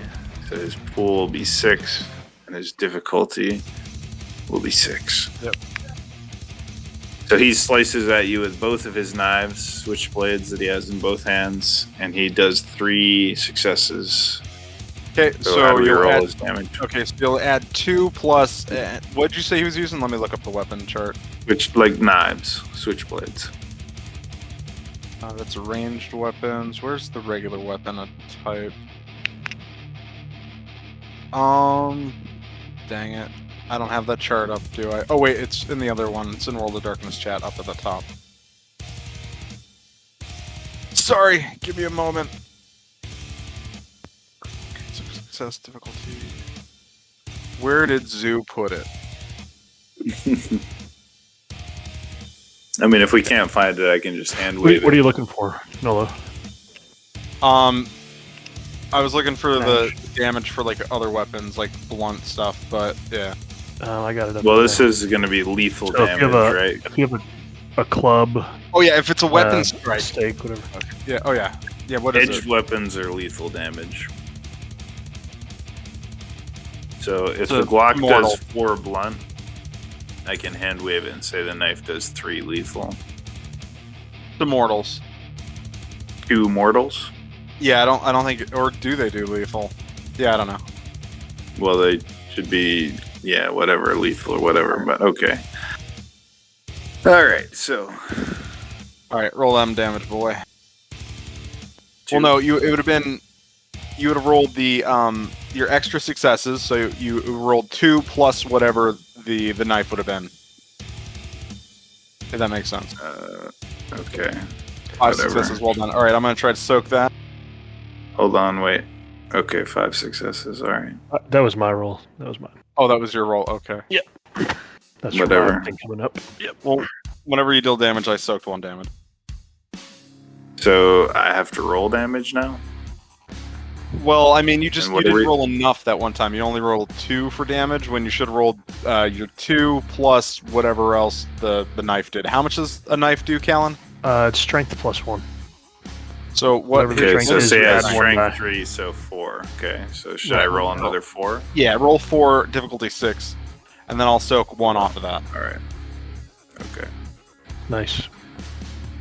So Nice. 3 damage, you soak 1, you take 2. 2 lethal. Okay. Alright, so now it's Estramia's turn, rather Lucy Yeah, Fairbrook. Nope, my turn. No, it's your turn?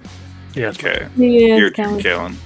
I'm gonna for the first time since meeting these guys, I'm gonna reach back behind my neck under my trench coat and pull out a I would say a medium to long length sword that's double edged, and I'm going to go to lethally strike the closest target. And then Okay, I did the hit 5 closest- successes. So the closest target is the guy with the 2 knives. You get 5 successes, so go ahead and roll damage. Yep. And I do strength +2, so roll 5. What's the difficulty you said to hit? You call it, well, if you're doing damage, the damage difficulty will be 6. Yeah, unless you're like targeting the head or something, it's generally about 6. But 7. Shogun as a storyteller could change it at any time. You know. Well, we'll assume you're slashing at center mass. So I had 2 successes. All right, so he takes. Well, you get to roll damage now, right? You hit. Or No, was that I your hit. damage roll? I hit already, and then this was if damage has Okay. a difficulty to roll. Then All right, so 2 damage. Now he had already taken 4, I believe, right, from the claws. So you slash your sword down across his collarbone and cleave through his clavicle and down through his ribs, and he flops to the ground like a gutted fish, and blood pools out from under his stomach onto the wood of the docks. I'll run the bloodied blade across my tongue and then pass my turn. All right, so now it's Lucy's turn. Fight.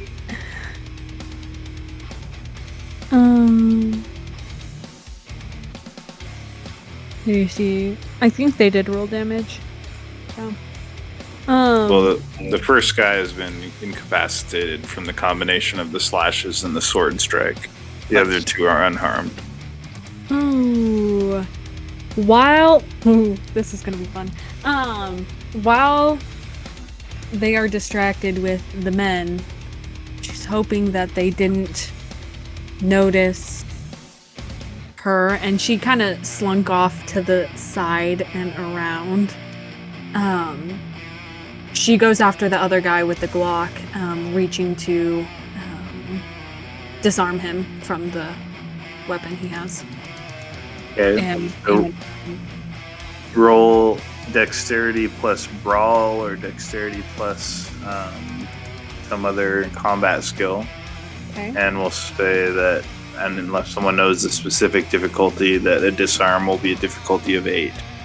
Okay. You're using like a Krav Maga pistol grab. I've Yeah. got It it has here. +1 difficulty, so it should be a 7. A disarm is All right. Dex plus melee, and then it's a +1 difficulty. Dex plus melee, okay. Difficulty 7. Ooh, yikes. Can I use survival?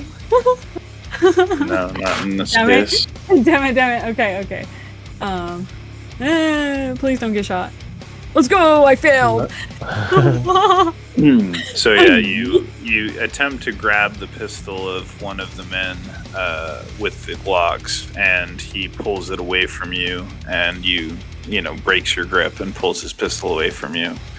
So you fail to disarm him. Okay. All right, so we go back to the top, I guess, which means And who a went brief, first? a brief like sidebar. I did calculate the damage wrong, though the guy died anyway. It would have been 9 damage rather than the 2, but yeah. Okay, well, yeah, he's dead. Yeah, he's Yep, cut. yep. You cut him in basically. Just so in half. just so if it seems bizarre next time that it seems like a high number, that's why. I But calculated. it wouldn't have been 9 damage. You would roll 9 dice at a DC or at a Okay, DC. got it. So, yeah. Yeah, but he had already taken like 4 damage, I'm pretty sure, or yep. something like that. No So problem. he was already fucked up. Still figuring out the system. Yeah. Yeah. So we're going back to the top. Who went first? Dash. It was Nash. Yeah. All right, Nash. The All right. initiative is back to you. All right, what do I see? The one he's on the ground, and then the other 2 So are. there's one. The leader is, as far as you can tell, dead. He's lying in a pool of his own blood and guts. The other 2 individuals are unharmed and both holding Glocks. Okay, I'm gonna rush up to one of them and kind of like, slice at them with all of my might. All right, we'll go ahead and roll dexterity plus brawl. Okay, I've got a success. Let me roll damage. Get 2 successes.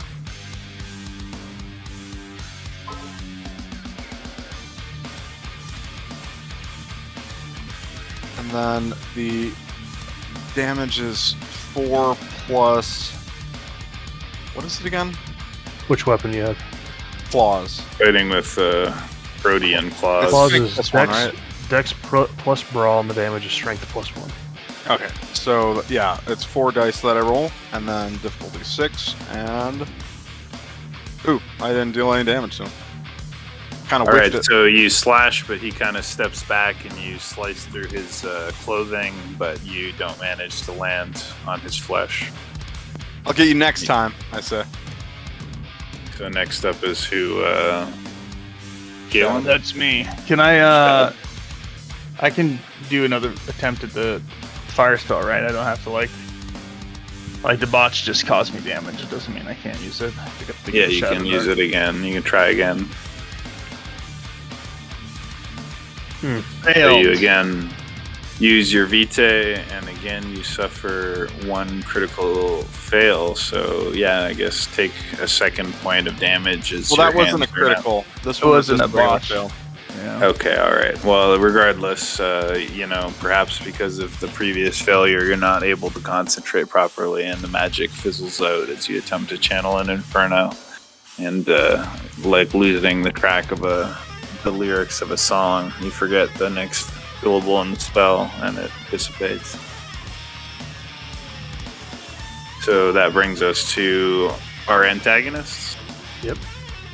All right, so the individual on the left, again, is going to shoot with a dexterity of, let me roll it properly, dice roll. Called dexterity 3, firearms 2, I think I said.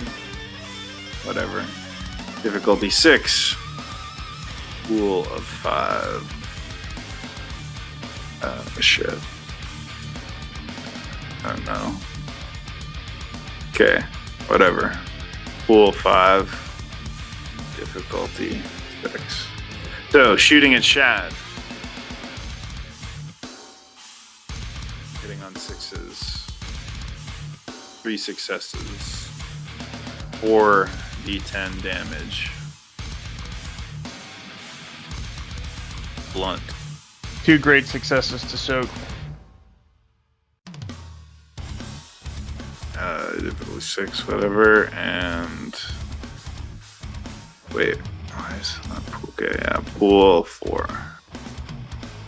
2 great successes to soak against damage of 2 plus extra successes of 1, which is 3. So you take 1 blunt damage. So a bullet hits, I think. So a bullet hits you in the shoulder, and although you soak most of the damage, you take 1 blunt damage. Second assailant targets Nash, and will again be rolling 5, hitting on 6s. He hits with 1 extra damage, rolling damage for 4.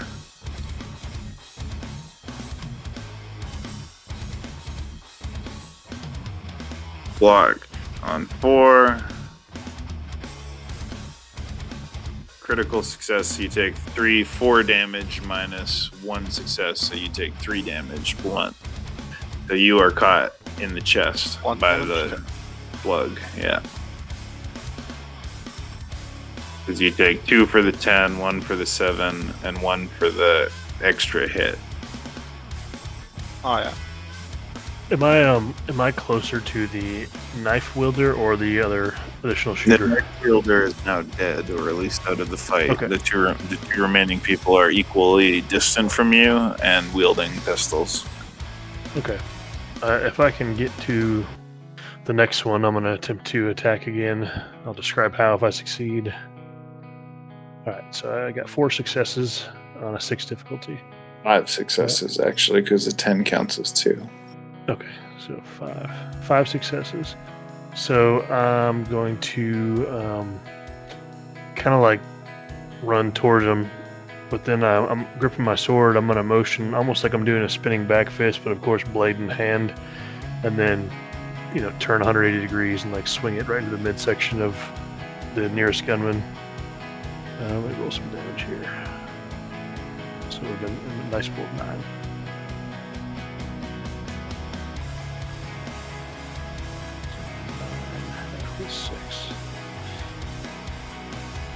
Six successes. All right, so 6 successes plus 4 for your hits. So you literally spin around and cut the guy completely in half, and half of his body drops to the ground, and blood spurts everywhere, and his spinal column is exposed, and he's cut in half from the shoulder to the hip. I'm just gonna kind of snarl and go, yeah! So there's one assailant remaining, and the attack, I believe, goes to Shad. No, Shad already went. Is it Astra now? Lucy. Lucy. Lucy was standing next to the body that Colin just slashed open, and she's covered in blood. And she just has her hands up, and she's... if it's kindred or kin blood, she might be a little distracted, but she looks over at the last assailant and she goes to disarm him again. This other guy. She has So the difficulty is 8, and you can roll dexterity plus melee or melee. Okay. Or the difficulty is 7. Okay. Yay!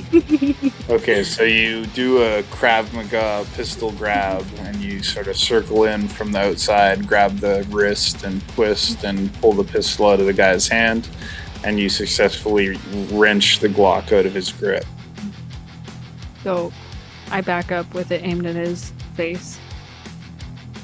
He puts both hands up in the air and looks panicked and says, "Whoa, whoa, whoa, wait, hold on. Speak? He says, listen, just let me go, okay? Why?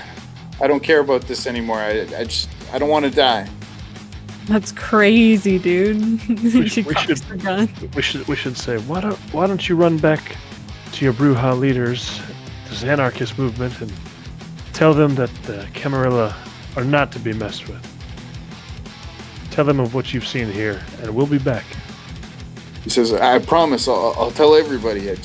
Just let me go, okay? I'll take the message." Is it clear as to whether this guy is a kindred or a kind? I guess if Australia wants to roll like Auspex, she could discern that. I thought he Let's said that they go. were all. I thought he said they were all Bruja to begin with. Like we recognize them as a Bruja. Well, they're part of a gang called the Right. Cascadia Warriors, which Shad assumes or believes are inherently connected to the Bruja. Yeah, but they could be ghouls or not associated at all. Check their aura. Yeah, I'm gonna check them auras. What's the difficulty? 6. Let's go. 160. All right, so you are able to discern that this person has the aura of a human being. It's a dark aura, like someone who's in a very low negative vibration. But furthermore, there are like black cords running through his aura, which indicates that he is a ghoul who has at least fed on kindred blood, but is not a kindred. The other two are dead.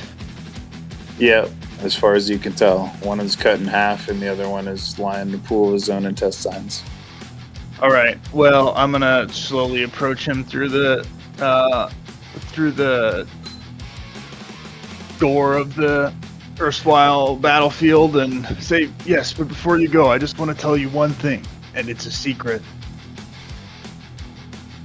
He kind of like keeps his hands up, palms out, and kind of takes a step back with like fear in his face.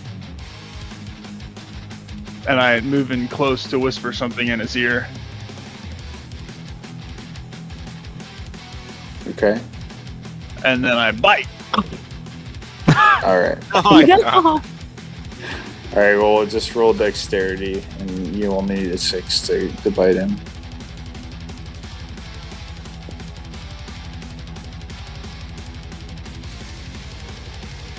I got him. All right, so Really good. I could have used those rolls direct- earlier. You bite directly onto his carotid artery on the right side of his neck, and the blood is like squirting into your mouth. You And can I drink just- as much of it as you want. I suck and suck and suck until I'm full. He's got like 4 blood points in him left, and I'm like, there's some left for the rest of you. Dude, I'd go over there. I'm gonna get me some of that. Oh. I look at Lucy and be like, "You need some?" Should we keep him alive to Maybe we he's can dead. take him. Maybe we can take him back in his wounded state and dump him wherever he's supposed to be going back. All right, to. I'm biting his neck. I'm going after those 3 blood points.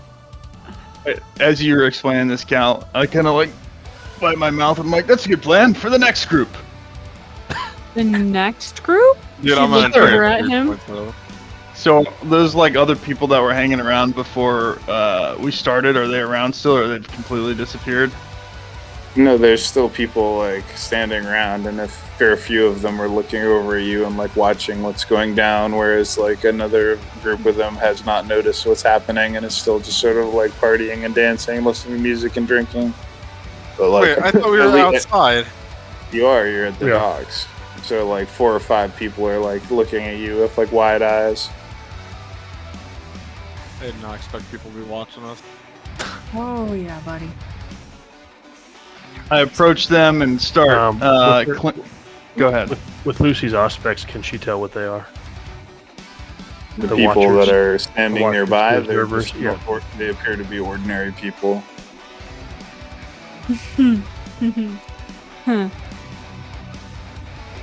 I approach Alright. them and I start knocking my staff on the ground and I say, "Anarchs, come out and play!"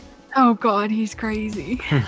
Lucy, covered in blood, walks after him and she grabs his wrist that has the staff in it. I Oh, did he's- not give you this staff to act like a fucking idiot. Come on, let's go. And she like Alright. starts pulling him back towards the group. While he's doing that, I'm gonna heal myself of 3 points of damage, by the way. Using Yeah, how is 3 that- points of blood. Yeah, you can just use blood points to heal, right? If it's bruised, Yes. if it's bruising damage. If I'm gonna do All that. right, so Nash Westergaard burned some of the Vitae in his system to heal the puncture wounds left by the 22 caliber bullets shot by the Glock. Actually, it's just bruised. I won't heal mine. I'll keep the blood points. Alright. I'm gonna go. If I can get to one of the humans that are around that we're observing.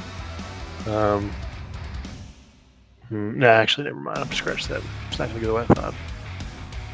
All right, I'm gonna start taking their keys off of their body and going over to their bikes, and I'm just gonna rev, vroom, vroom, and then just let it go flying right into the center of the party, and then another one, vroom, vroom, right off the dock, into the water. Wait, so you drive your motorcycle through the crowd of people and into the water? No, their motorcycles. I'm revving up their motorcycles, like standing next to them. After I get the keys and turn them on, and like, yeah, it just goes He's flying dumping into them. the middle of the party. He's So dumping you're them into not gear you're not at riding high on the RPMs. motorcycles. You're just setting them off into the water. Yeah. All right. So the crowd scatters and runs in panic as the motorcycles drive through where they were partying and fly off the dock into the water. They're called I'm gonna- anarchs, but they're not doing a very good job of it. Look how easy this is. I'm gonna look at Chad and say, that fire thing you can do. You mind charring these bodies down? If he can. And she kind of laughs because she had noticed. And the twice he had failed to. All right, I'm gonna. And I'll grab one of the jackets off the guy that I cut in half and kind of throw it off to the side with the blood all over it. So it won't be burned. Okay. Okay, I did it not an inferno, but a bonfire size, which should be enough for 2 parties, and I got 3 successes. All right. So you finally manage to channel your thaumaturgical path of flames, and you ignite the 2 bodies with a bonfire-sized flame, which begins turning them into a black carbon-like substance. Excellent. Oh, and I want to take a gun off the body first too. All right, I you have one in my you hand. collect a Glock from one of the dead bodies. What'd you say, Lucy? I have a gun in my hand if you want to. Yeah. So Oh, Lucy has okay. one of the Glocks. Shad collects the second one and incinerates I'm the 2 gonna- bodies. I'm gonna grab one of the knives off the other guy that's dead, and I'm gonna take it take that jacket and I'm gonna stab it into the nearby wall so it can be up in the air to be seen. All right, so you hang I'll one wipe of my- their Cascadia warrior patches on the Yep. wall with a knife to Then I'll leave a pull out- message. I'll pull out my tie and I'll wipe off my fingerprints and leave it as is. All right, so you have executed the 3 Cascadia warriors, bikers, burned the bodies, and driven their motorcycles into the water of the docks. Yeah. And broke up the party too, yeah. So where's the next wave? I think we're good, Shad. I think we're good. I think we should go introduce Nash to our prince. I thought you guys wanted to have a prize in hand. All we did is kill a couple ghouls. We need to find Dale and put this insurrection down.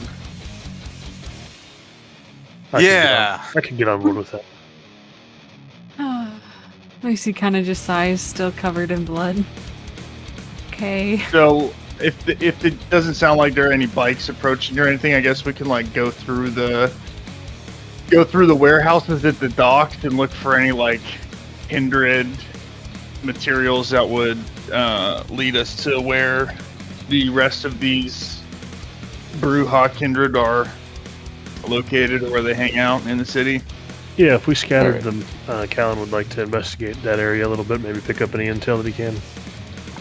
Can we pause the campaign here, though, and pick it up next time? Yeah. Sure.